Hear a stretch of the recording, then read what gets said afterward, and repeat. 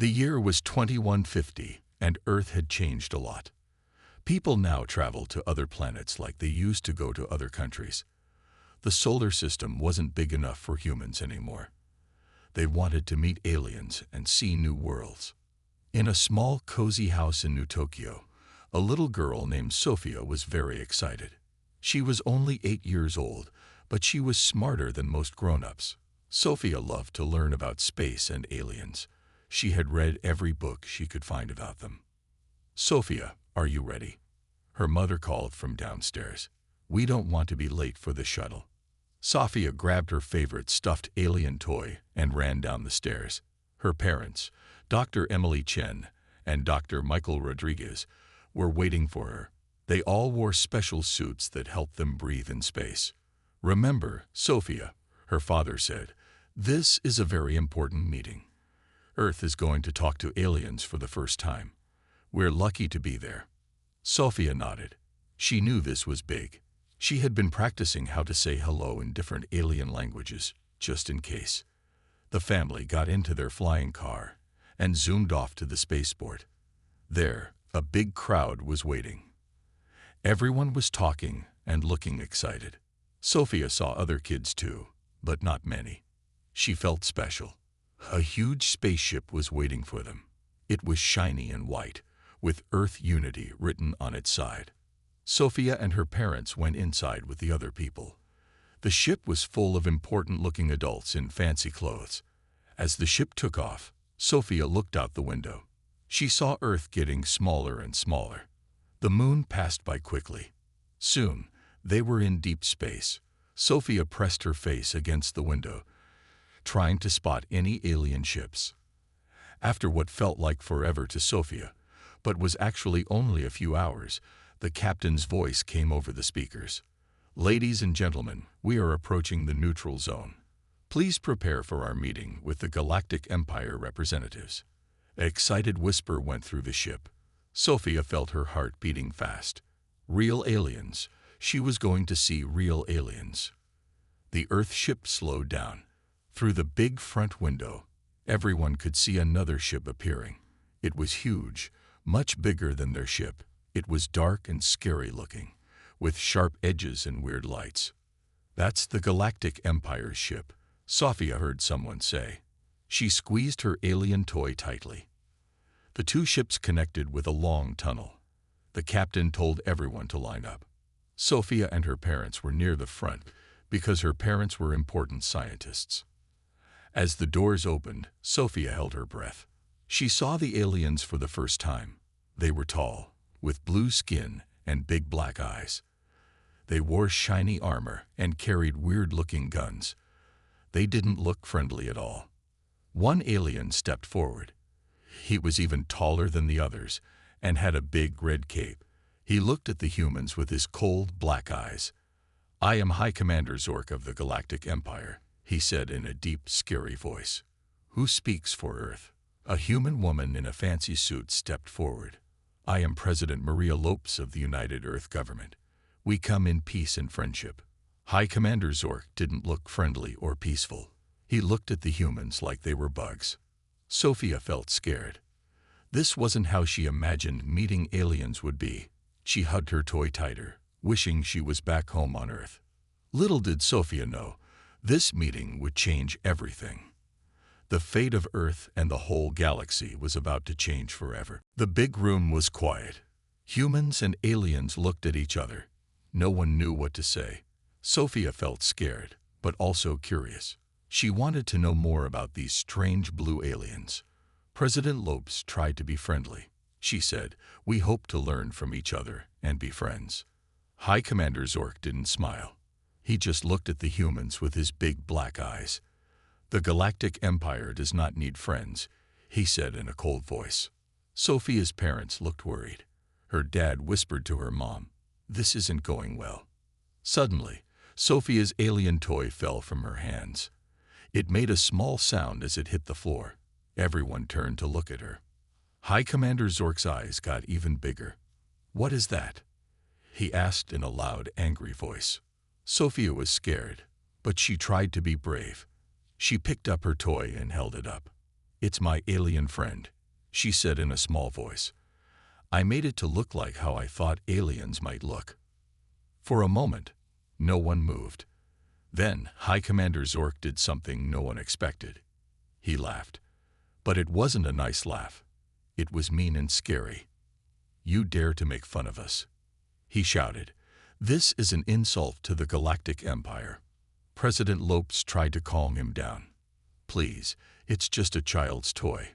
She meant no harm." But High Commander Zork wasn't listening.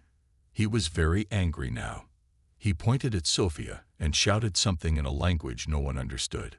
Suddenly, one of the alien soldiers raised his weird gun. Before anyone could stop him, he fired at Sophia. There was a bright flash of light. Sophia felt a sharp pain. Then everything went dark. Sophia's parents screamed. Her mom tried to catch her as she fell. Her dad tried to attack the alien who shot her. Other humans were yelling and crying. The aliens seemed surprised by what happened. Some of them were shouting at the soldier who fired the gun. High Commander Zork looked shocked. President Lopes was yelling into a small device. "Emergency. We need medical help now." But it was too late. Sophia wasn't moving. Her mom was holding her, crying and begging her to wake up. The room was chaos. Humans were trying to help Sophia. Aliens were arguing with each other. No one knew what to do. Then someone noticed something terrible. The cameras that were recording the meeting for people back on Earth were still on. Everything that just happened was sent live to Earth. President Lopes realized this too. She looked at the camera with tears in her eyes. "People of Earth," she said in a shaky voice, "a terrible thing has happened. We came here in peace." But she couldn't finish. She started crying. High Commander Zork stepped forward. He looked at the camera. For a moment, he seemed sorry, but then his face got hard again. "This is what happens when you challenge the Galactic Empire," he said. Back on Earth, people were watching in horror. Millions of screens showed what happened. People in homes, offices, and on the streets all saw the same thing. They saw a little girl die. At first, there was silence. People couldn't believe what they saw. Then, slowly, the shock turned to sadness. And then, the sadness turned to anger. In cities all over Earth, people started to gather. They were crying, shouting, and demanding justice. Some people attacked alien-owned businesses. Others went to government buildings, asking for action. World leaders were meeting in emergency sessions. They all agreed this could not be ignored. Something had to be done. As night fell on Earth, the planet was changing. People who were once excited about meeting aliens were now filled with fear and anger. They wanted revenge. No one knew it yet, but this was the start of something big. The death of one little girl was about to change the fate of two civilizations forever. The news of Sophia's death spread across Earth like wildfire. Within hours, every person on the planet knew what had happened. The video of the incident played over and over on every screen. In New Tokyo, Sophia's home city, people filled the streets. They carried pictures of the little girl and lit candles. Many were crying. Others were angry, shouting for justice. An old man named Hiroshi watched the crowd from his window. He had seen war before, long ago. "This is how it begins," he said softly to himself. In New York, a group of students marched to the United Nations building. They carried signs that said, "Justice for Sophia," and "No more aliens." The police tried to keep them back, but there were too many people. Sarah, a young college student, stood at the front of the crowd. She had a megaphone in her hand. "We trusted them," she shouted. "We welcomed them." And this is what they did. The crowd roared in agreement. More and more people joined them. Soon, the streets were packed. In a small town in Africa, a family sat around their dinner table. No one was eating. The mother, Amara, held her young daughter close. "Why did they hurt that little girl, Mama?" the child asked. Amara didn't know how to answer. Her husband, Quame, stood up suddenly. "I'm going to join the army," he said. Someone has to fight back. Amara wanted to argue, but she saw the look in his eyes. She knew he had made up his mind. In orbit around Earth, the space stations were in chaos. Thousands of people were demanding to return to Earth. They were scared of being so close to alien territory. On the moon colony, things were even worse. People were fighting to get on the few ships heading back to Earth. The colony's leader, Governor Chen, tried to calm everyone down. "Please," he said over the loudspeakers, "we are safe here. The Galactic Empire has no reason to attack us." But his words didn't help. People were too scared and angry to listen. Back on Earth, in the underground bunker of the World Defense Council, leaders from every country were meeting. The room was tense. Everyone was talking at once. General Maria Rodriguez slammed her fist on the table. The room went quiet. "We have to act now," she said. "Every second we wait, the Empire gets stronger." President Lopes, who had just returned from the failed meeting, looked tired and sad. "But what can we do?" she asked. "Their technology is far beyond ours. We don't stand a chance in a war." An old scientist named Dr. Yuki Tanaka stood up. He looked nervous but determined. "Maybe we do," he said quietly. Everyone turned to look at him. "I have a plan. It's risky, and it will take everything we have. But if it works, we might have a chance." The room was silent for a moment. Then General Rodriguez spoke. "Tell us," she said. As Dr. Tanaka explained his plan, the faces in the room changed. Some looked shocked. Others looked excited. By the time he finished, everyone was leaning forward, listening intently. President Lopes stood up slowly. She looked around the room, meeting everyone's eyes. "This is more than just revenge," she said. "This is about the future of our species. If we do this, there's no going back. Are we all agreed?" One by one, the leaders nodded. Some looked scared, others determined, but they all agreed. President Lopes took a deep breath. "Then let's begin," she said. "Operation Phoenix starts now." As the leaders began to plan, outside the bunker, the world continued to mourn and rage. People everywhere were calling for action, for justice, for revenge. In space, the Galactic Empire ships watched Earth from a distance. They had no idea what was coming. They thought they had won an easy victory. They were wrong.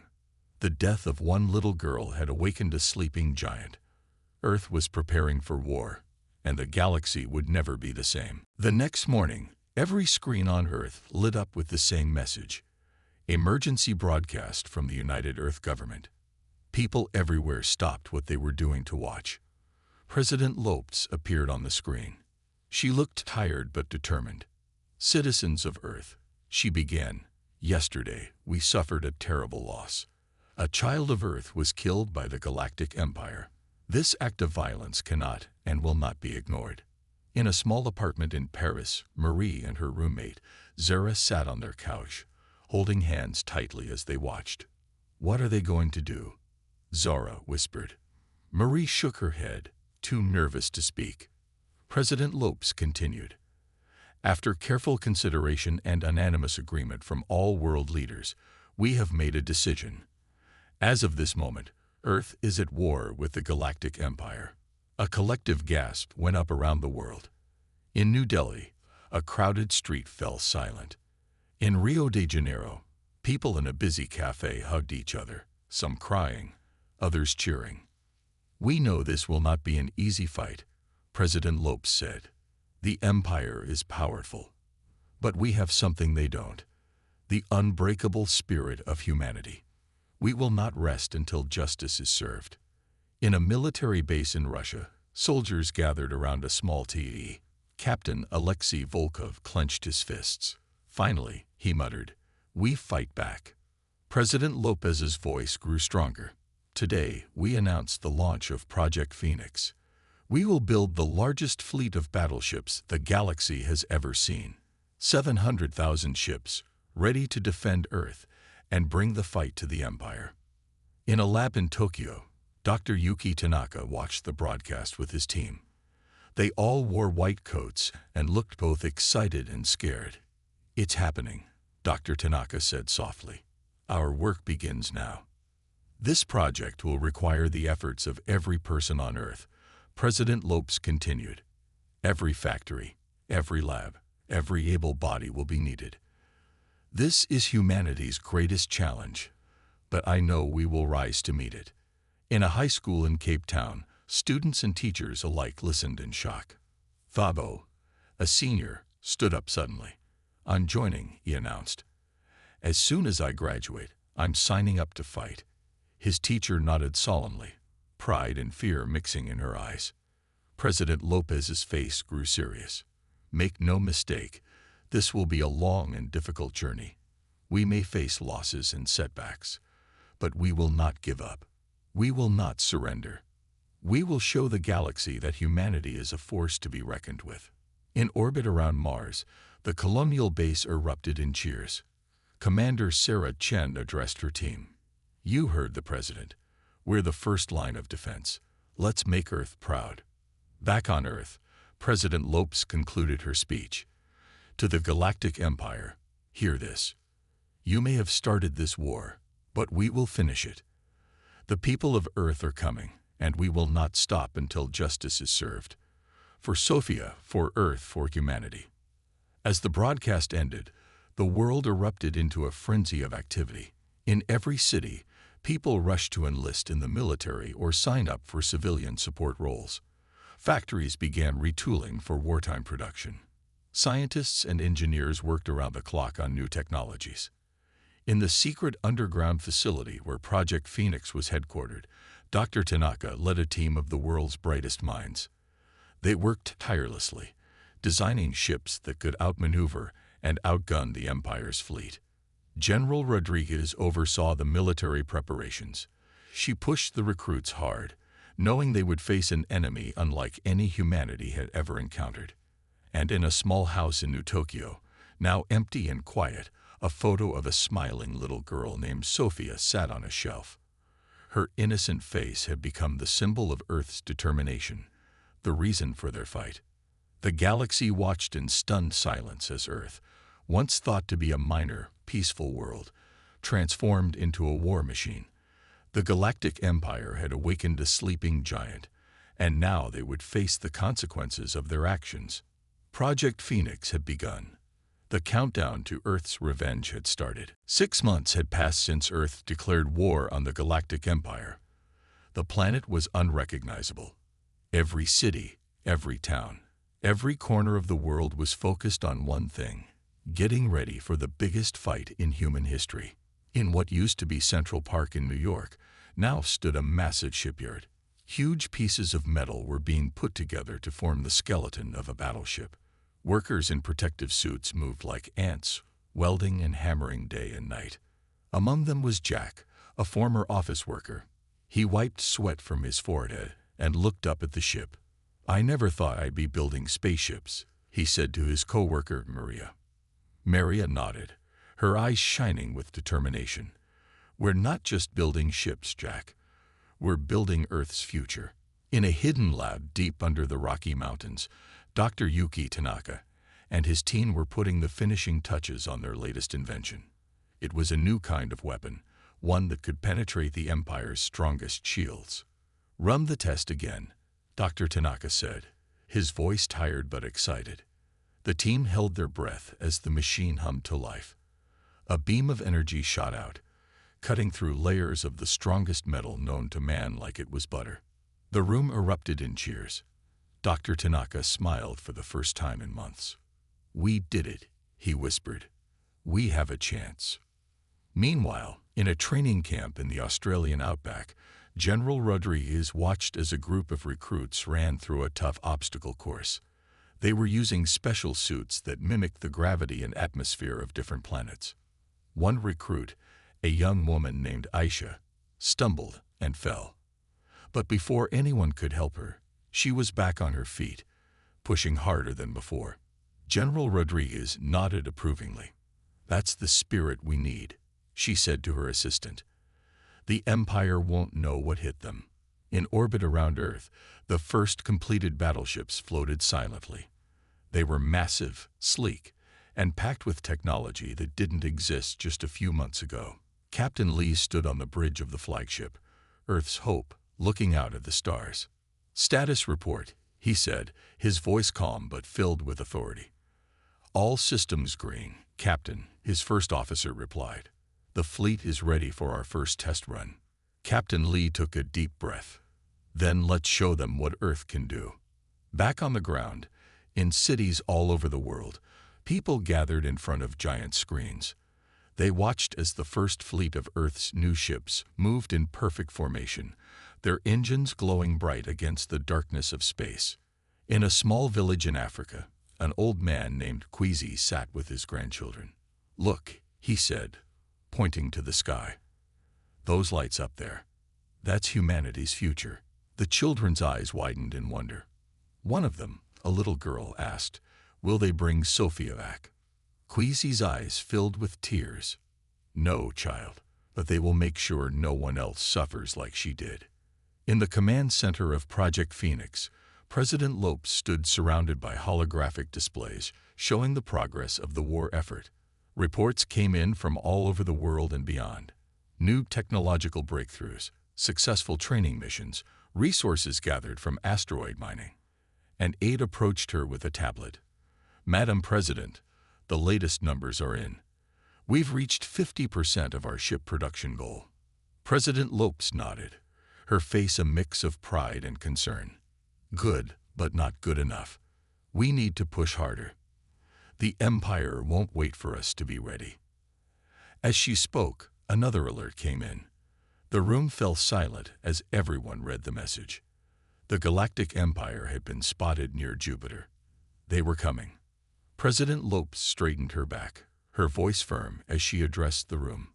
"This is it, people, the moment we've been preparing for. Send word to all commands. Operation Phoenix is now active. May God help us all." All across Earth and throughout the solar system, sirens began to wail. The time for preparation was over. The war had truly begun. In New Tokyo, in the quiet house where it all started, a gust of wind blew through an open window. It rustled the photo of Sophia, her smiling face a reminder of why Earth fought. The fate of humanity now rested in the hands of 700,000 battleships and the brave souls who manned them. The greatest battle in human history was about to begin. The day had finally come. Earth was ready to launch its massive fleet of 700,000 battleships. The sky was filled with a mix of excitement and fear as people from all over the world gathered to watch the launch. In New York, Jack and Maria stood among a sea of people in Times Square. They looked up at the giant screens showing the ships preparing to take off. "I helped build those," Jack said proudly, his eyes shining. Maria squeezed his hand. "We all did, in our own way," she replied. At Cape Canaveral, now expanded to 10 times its original size, final checks were being made on the first wave of ships. Captain Lee stood at attention, his heart racing as he waited for the order to board Earth's Hope, the flagship of the fleet. General Rodriguez approached him, her face serious. "Captain, are you ready to make history?" Lee nodded firmly. "For Earth, for Sophia, we're ready." As the first ships began to lift off, a deafening cheer went up from the crowds. The ground shook as thousands of engines roared to life.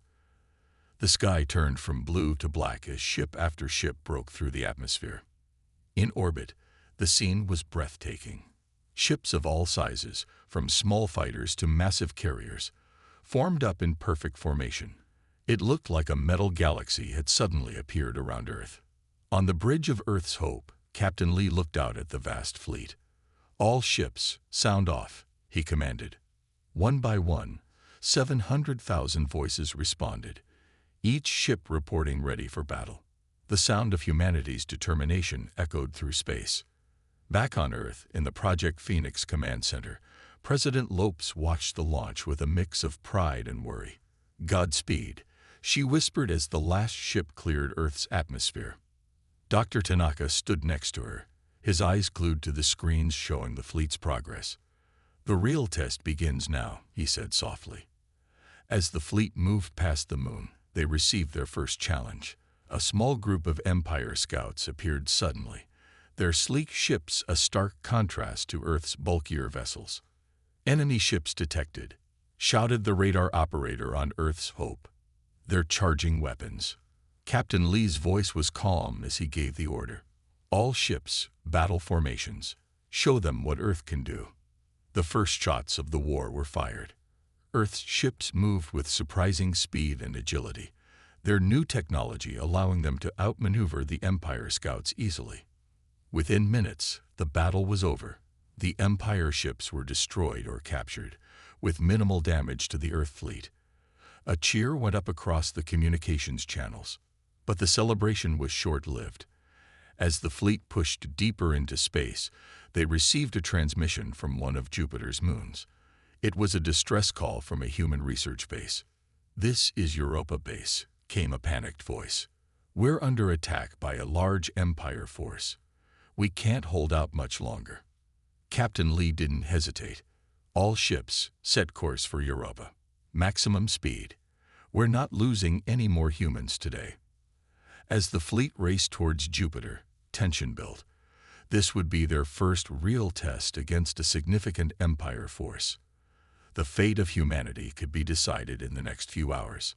On Earth, people huddled around screens and radios, waiting for news.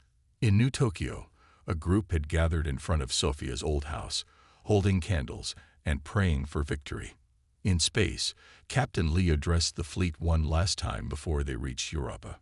"Remember why we're here," he said, his voice carried to every ship. "Remember Sophia. Remember Earth. Today, we show the galaxy that humanity will not go quietly. Today, we fight back." As they approached Jupiter, the massive form of an Empire battleship came into view. It was easily twice the size of Earth's Hope, but Earth's fleet didn't falter. 700,000 ships, carrying the hopes and dreams of an entire planet, moved as one towards their destiny. The battle for Europa, and perhaps the fate of Earth itself, was about to begin. The battle for Europa was fierce. Earth's fleet, led by Captain Lee on Earth's Hope, fought bravely against the Empire's forces. The sky above Jupiter's moon lit up with explosions and laser fire. "Keep pushing," Captain Lee shouted over the comm. "We need to reach the research base." On Europa's surface, Dr. Emily Chen and her team huddled in a bunker. They could feel the ground shake with each nearby explosion. "Do you think they'll reach us in time?" a young scientist asked, fear in his eyes. Dr. Chen nodded firmly. "Earth won't abandon us. They're coming."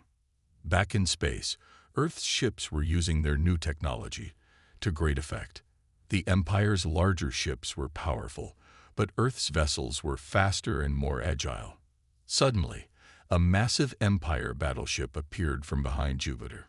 It was bigger than anything Earth had ever seen. "All ships, focus fire on that behemoth," Captain Lee ordered. The battle raged on. Earth's fleet took heavy losses, but they gave as good as they got. The Empire, for the first time, found themselves truly challenged. On the Empire's flagship, High Commander Zork watched the battle with growing concern.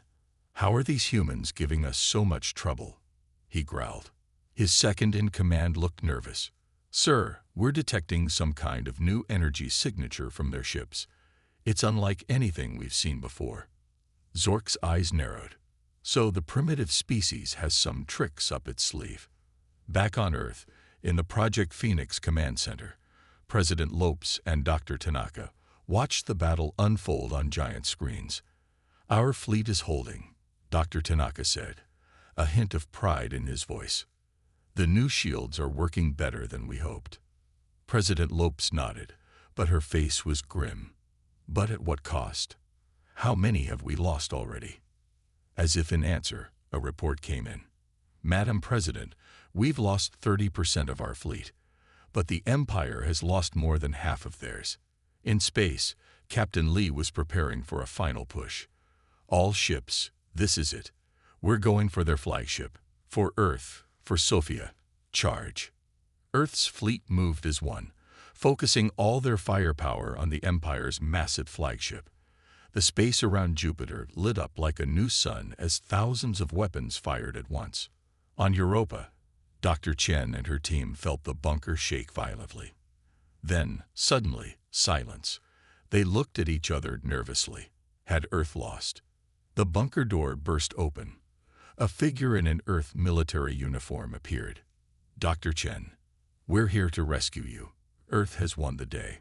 Cheers erupted in the bunker. They were saved. In space, the remains of the Empire fleet were retreating.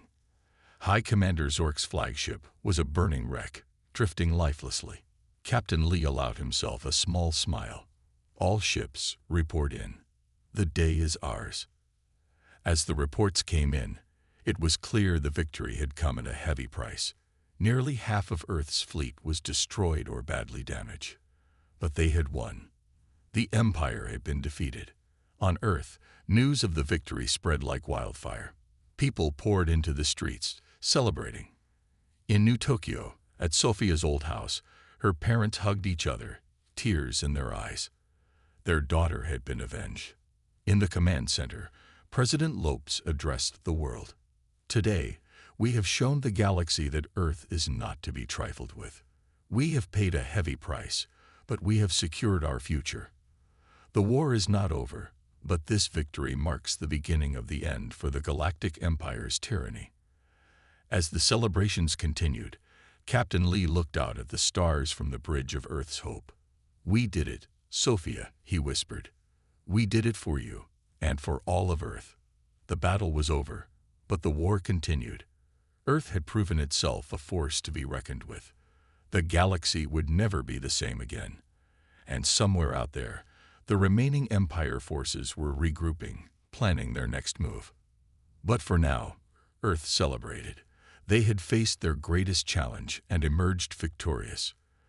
The future, once uncertain, now shone with hope. Humanity had taken its first steps into a larger universe, ready to face whatever challenges lay ahead. The legacy of one little girl had changed the course of galactic history forever.